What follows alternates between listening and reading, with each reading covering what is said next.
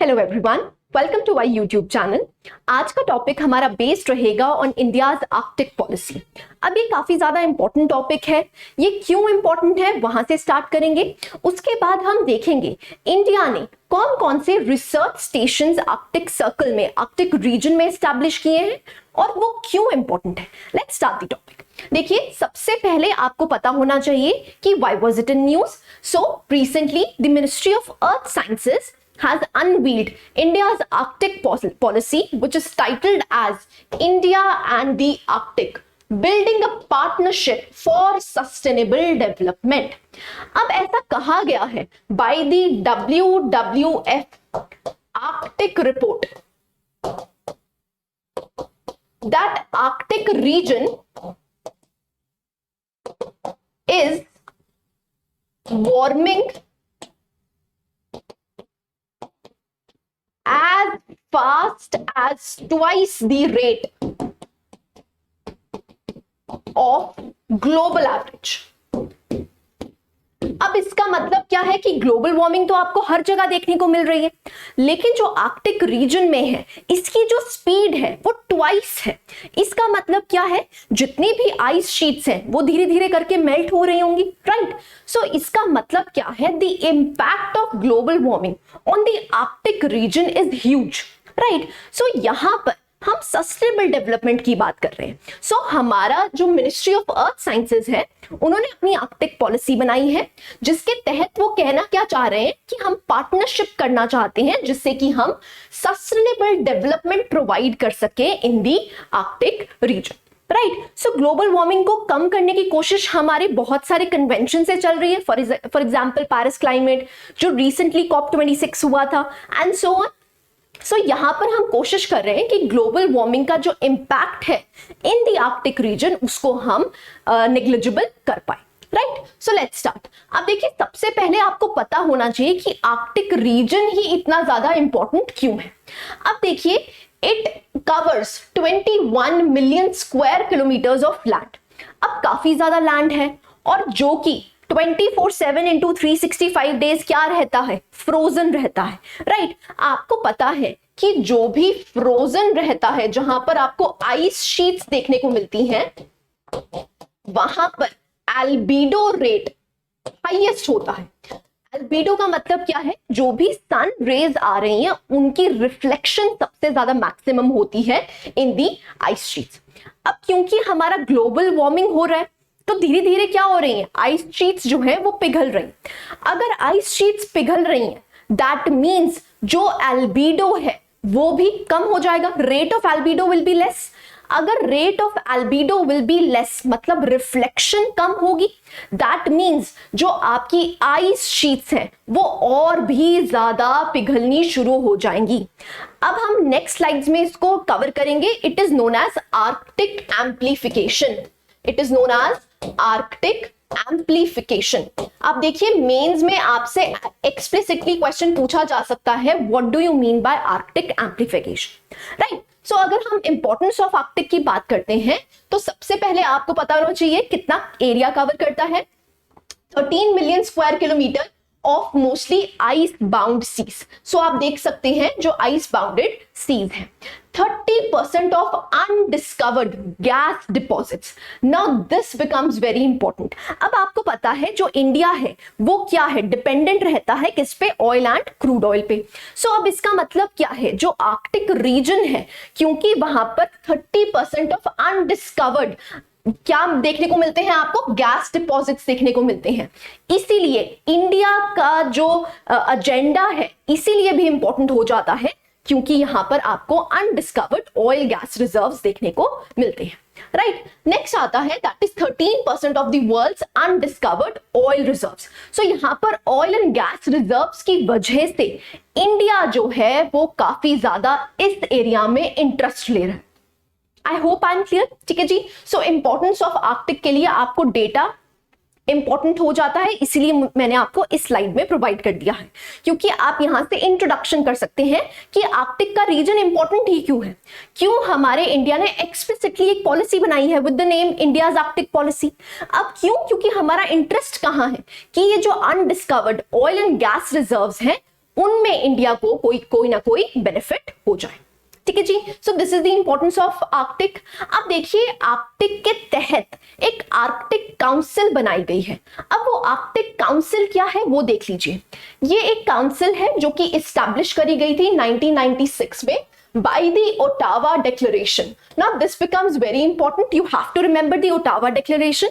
आपको प्रीलिम्स पे क्वेश्चन पूछ सकते हैं कि जो ओटावा डिक्लेरेशन है वो किससे रिलेटेड है, तो आपको पता होना चाहिए it is related with the Arctic, right. So it is a intergovernmental forum for promotion of cooperation, coordination and interaction between the Arctic states. जितनी भी आर्कटिक स्टेट्स आपकी एग्जिस्ट करती हैं उनके बीच में कोलैबोरेशन और कोऑपरेशन के लिए ये ऑर्गेनाइजेशन बनाई गई है। अब कब बनाई गई थी, you have to remember 1996।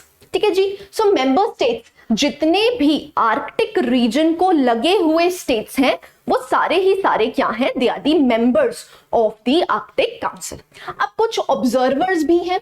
Observer members का मतलब क्या है, they are not the permanent members but they are the observer members. अब यहां पर आपको याद रखना है कि जो इंडिया है वो एक ऑब्जर्वर मेंबर है, जो इंडिया है वो एक ऑब्जर्वर मेंबर है, राइट। सो इंडिया भी है, चाइना भी है, दोनों याद रखिए। सो हम परमानेंट मेंबर नहीं है बट हमें ऑब्जर्वर स्टेटस दिया गया है। ठीक है जी, सो डिसीजंस क्या है, द डिसीजंस, रिकमेंडेशंस और the guidelines of the Arctic Council are not enforceable. अब इसका मतलब क्या है कि ये बाइंडिंग नहीं है, it is non binding. Very important, again यहां से आपके प्रीलिम्स के क्वेश्चन बन सकते हैं कि आर्कटिक काउंसिल कब बना था, ओटावा डिक्लेरेशन क्या है, इनकी मेंबर स्टेट्स कौन कौन सी हैं, इंडिया क्या एक इसका मेंबर है या फिर ऑब्जर्वर मेंबर है, क्या इसकी जो रिकमेंडेशंस हैं वो बाइंडिंग ऑन दी स्टेट्स हैं, so it is non binding. This is what you need to remember, right. So Arctic Council में आप देख सकते हैं जितने भी आपके आर्कटिक रीजन से लगे हुए नेशंस हैं वो सारे के सारे किस में आते हैं, आर्कटिक काउंसिल के मेंबर्स कहलाते हैं। So be it Canada, be it Greenland, Denmark, Iceland, Norway, Sweden, Finland, Russia, ऐसे ही अलास्का का कुछ पार्ट, अलास्का किसके तहत है, दैट इज यूएसए के तहत है, तो यूएसए भी इसका क्या बन जाता है, एक मेंबर कंट्री बन जाता है, राइट। सो जो आर्कटिक रीजन है जिसमें नॉर्थ पोल आपका एग्जिस्ट करता है वो जो एरिया है वो काफी ज्यादा इंपॉर्टेंट हो जाता है। I hope I am clear. ठीक है जी, सो नेक्स्ट आता है Arctic amplification. This is very important. यहां पर हो क्या रहा है, मैंने आपको बताया कि जो आर्कटिक रीजन है वो 2 गुनी स्पीड से पिघल रहा है।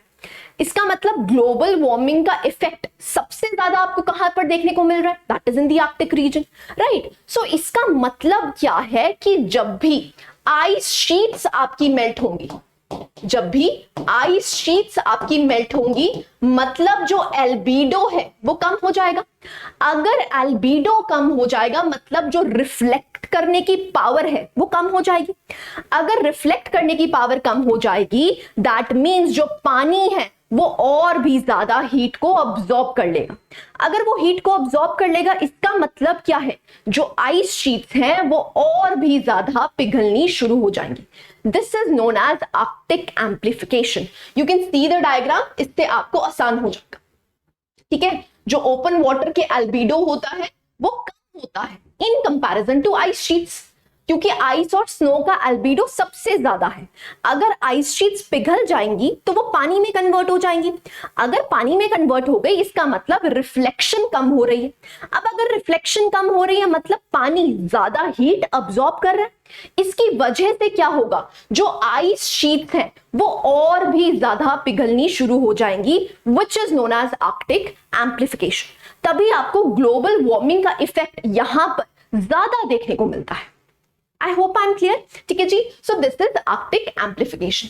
अब देखिए ये बैकग्राउंड देखते हैं कि जो ये आर्कटिक पॉलिसी है इंडिया की वो कैसे बननी शुरू हुई।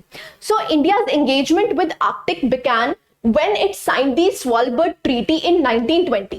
अब आप कहेंगे 1920 में तो इंडिया आजादी नहीं था, तो यहां पर ब्रिटेन ने पार्ट लिया था और इसके जितने भी ओवरसीज डोमिनियन स्टेट्स हैं वो भी पार्टिसिपेट कर रहे हैं।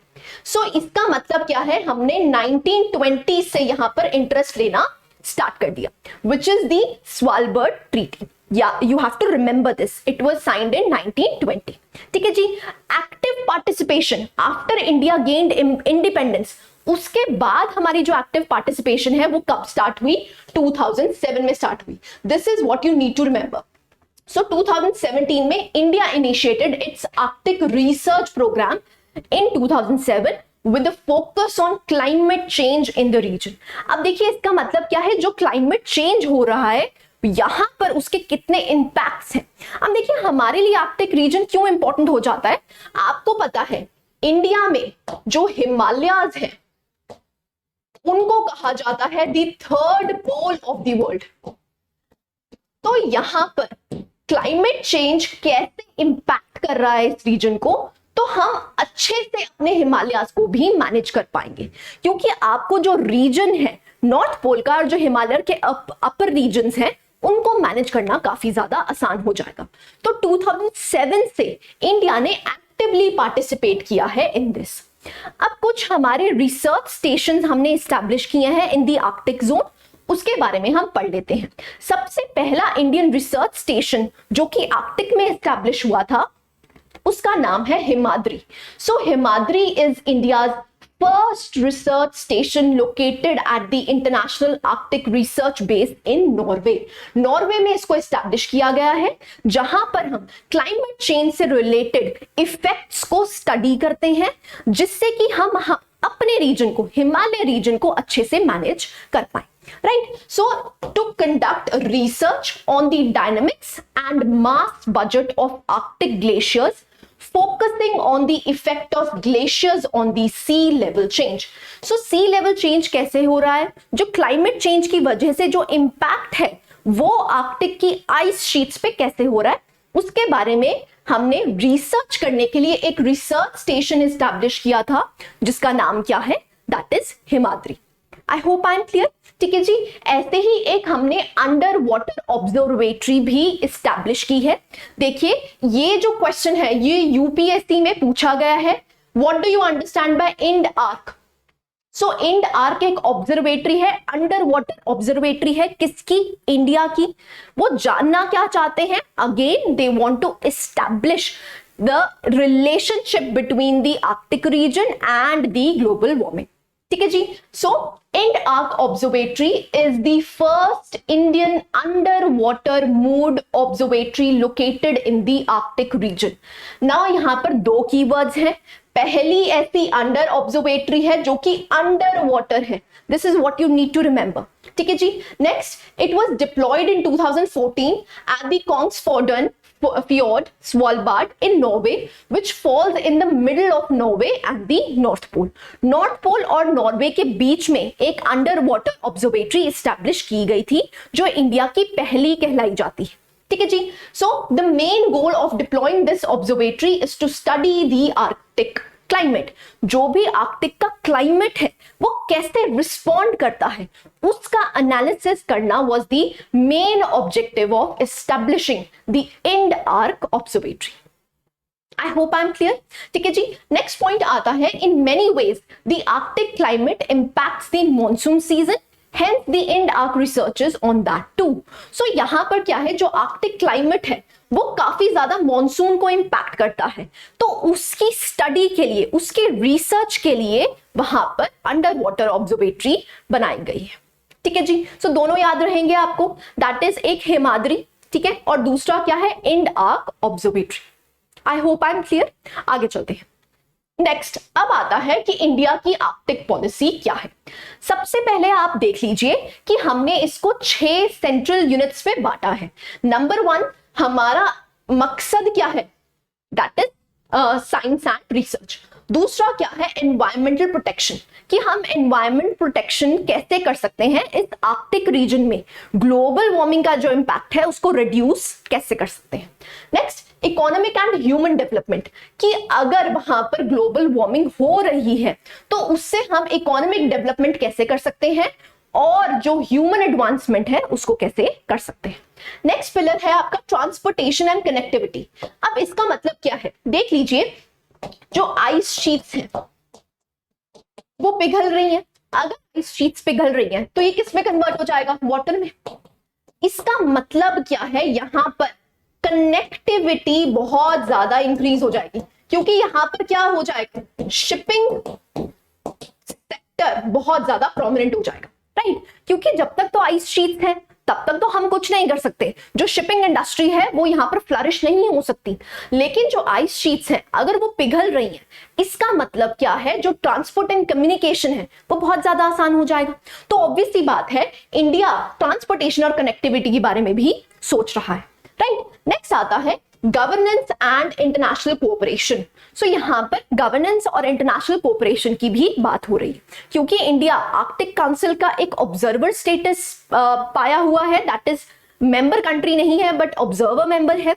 तो यहां पर हम कोलैबोरेशन की बात कर रहे हैं। Next, national capacity building. अब जो भी इंफॉर्मेशन रिसर्च वहां पर की जाएगी उसको हम इंप्लीमेंट कर सकते हैं अपने इंडिया में। कहां पर, दैट इज इन दी हिमालयाज।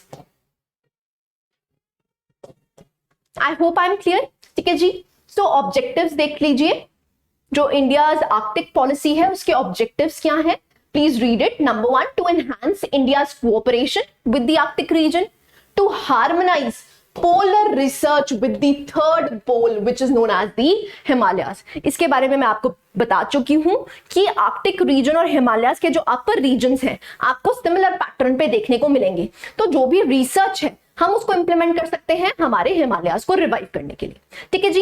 ऐसे ही थर्ड पॉइंट क्या है, to contribute to the efforts to enhance human kind's understanding of the Arctic region, क्योंकि नॉर्थ पोल पे हैबिटेबल जोन बहुत कम होता है, बहुत ही रेयर, ठीक है। सो इसका मतलब क्या है, वहां पर ह्यूमंस नहीं लाया करते, तो वहां पर तभी रिसर्च सेंटर्स बनाए जाते हैं कि हम जान सके कि ह्यूमंस और जो नॉर्थ पोल है वो कैसे सर्वाइव कर सकता है, ठीक है जी।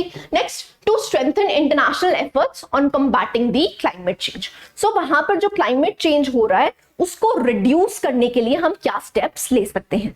And the last one is to advance the study and understanding of the Arctic within India. So जो भी हमारे यहाँ पर जो भी रिसर्च हुई है उसको हम एनालाइज करके इंप्लीमेंट कर सके, ठीक है जी। So these are the objectives of the Arctic policy.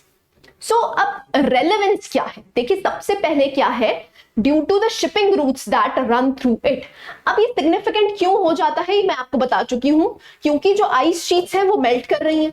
जब यहां पर आइस शीट्स मेल्ट कर रही हैं इसका मतलब it has been converted to water, तो यहां पर जो ट्रेडिंग और कम्युनिकेशन है वो बहुत आसान हो जाएगी। जब ट्रेडिंग एंड कम्युनिकेशन आसान हो जाएगी तो यहां पर जो undiscovered oil and gas reserves हैं उनको इंडिया एक्सप्लॉइट कर सकता है, इंडिया एक बेनिफिशियरी बन सकता है, ठीक है जी। सो यहां पर ट्रेडिंग के लिए काफी ज्यादा इंपॉर्टेंट हो जाता है। सो रेलेवेंस ये है। Number 2, the region holds immense geopolitical importance as the Arctic is projected to be ice free and the world powers making a beeline to exploit the region rich in natural resources।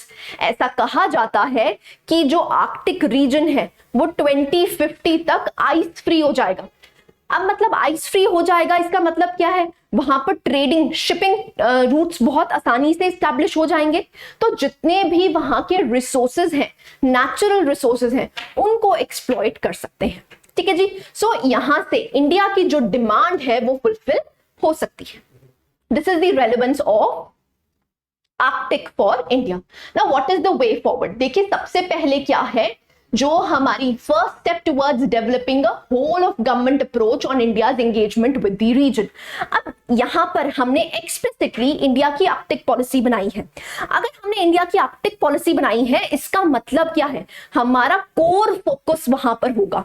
तो ये एक पहला step है जहां पर हम इस reason में अपना इंटरेस्ट शो कर रहे हैं, राइट। नंबर 2 आता है, that is the policy is also likely to raise awareness about the Arctic within India and vice versa. So यहां पर हम अवेयरनेस फैलाने की भी कोशिश कर रहे हैं कि जो आर्कटिक रीजन है उसको बचाना कितना ज्यादा इंपॉर्टेंट है, राइट। थर्ड पॉइंट आता है that India must also officially appoint an Arctic ambassador representative who will represent and voice India's perspectives on Arctic affairs. So यहाँ पर way forward है, तो यहाँ पर हम कह सकते हैं कि जो आर्कटिक एम्बेसडर भी इंप्लॉय कर देना चाहिए, जिससे कि यहाँ की जो मैनेजमेंट है, जो एनालिसिस विंग है, वो और भी ज्यादा एफिशिएंटली काम कर सके। ठीक है जी। लास्ट पॉइंट आता है that is constituting a dedicated expert committee. So यहां पर हम एक एक्सपर्ट कमिटी बना सकते हैं जिससे हम स्ट्रीमलाइन कर सके कंट्री की अप्रोच, इंडिया की approach towards the Arctic region, right. So these are the way forward जो कि आप आंसर में लिख सकते हैं। So this was the holistic coverage of Arctic region and India's Arctic policy. I hope you like the lecture. Thank you very much.